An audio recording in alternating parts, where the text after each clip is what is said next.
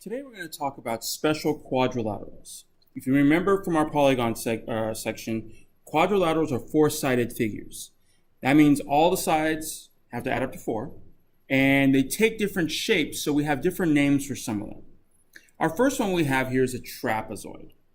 Okay, so if you look at the 3 that are trapezoids and the ones that are not, how could we come up with a definition for trapezoid? Again, a trapezoid is a quadrilateral that blank. You need to fill in that blank as part of your notes. And you'll have to do that for all of the figures that you see here. Now, I recommend drawing a trapezoid to go with your definition, so that way you can tell the difference between that and some of the other ones as you're doing your work. The next one we're going to look at is a kite. So I would say a kite is a quadrilateral that blank. Make sure you can tell the difference between that and some of the other figures as well. Again, draw the figure. Draw the figure for your notes. Parallelogram. So a parallelogram is a quadrilateral that blank. Make sure you know that those are arrows in the diagrams, which means that they are not equal signs. Does not mean that they are congruent. All it means is dealing with parallel lines. That's an important notation, so that way you don't get confused between the two.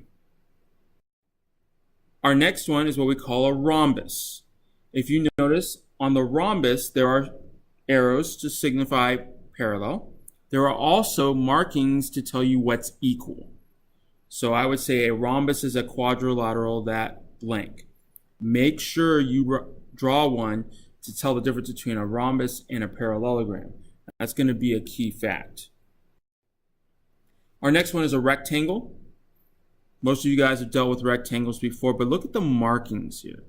The markings are really important in comparison to, say, a rhombus and in comparison to, say, a parallelogram. So make sure you write a rectangle is a quadrilateral that blank. Make sure you fill out that definition. A square. If you notice, a square has a bunch of markings on it. We have markings for angles, we have markings for parallel, we also have markings for equality. Because of that, there are certain things that you probably need to put on your definition, which should start out with a square is a quadrilateral that blank. Now, for whatever reason, you cannot find out the definition or you can't come up with the wording, make sure you look up the definition, whether it's in your book or online. Make sure you have the definition, because one of the things that you will do today is that you're going to look at figures and you have to define them. So you have to tell me, is it a square? Is it a rectangle? Is it a rhombus? Could it be both? There's always the possibility that some of them could be multiple things. So make sure you check your definitions. The other thing we're going to do today is that you're going to have to draw quadrilaterals based upon information they give you. So in this case, AB is parallel to CD and BC is equal to AD. We want to accurately mark our figure, and then we want to say what type of quadrilateral is it. So let's draw it. AB is parallel to CD.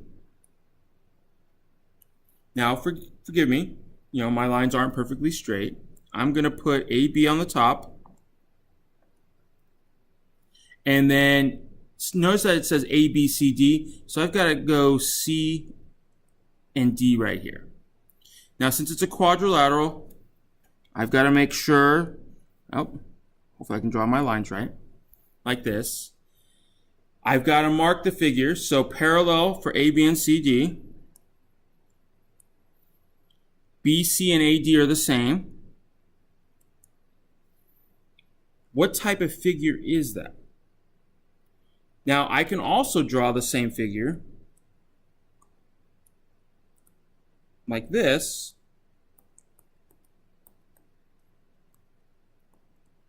with the same markings. So we've got to remember, when you draw it, you got to make sure and make it as accurate and cover as many of the definitions as possible. In this case, this would be what is considered an isosceles trapezoid. And the only reason why it's called isosceles is because those two sides on the side are the same. The top and bottom are parallel. So make sure you're paying attention to the drawings. Some of you guys might have put parallelogram at the start, but because I don't know that AD and BC are going in the same direction, I can't say they're parallel, but I can say that it's a trapezoid. If you notice, your assignment's there on the bottom right-hand side. Make sure you work on that assignment. Some of them you have to answer by words, tell me what it is. Some of them you may have to draw, and make sure you draw it as accurately as possible.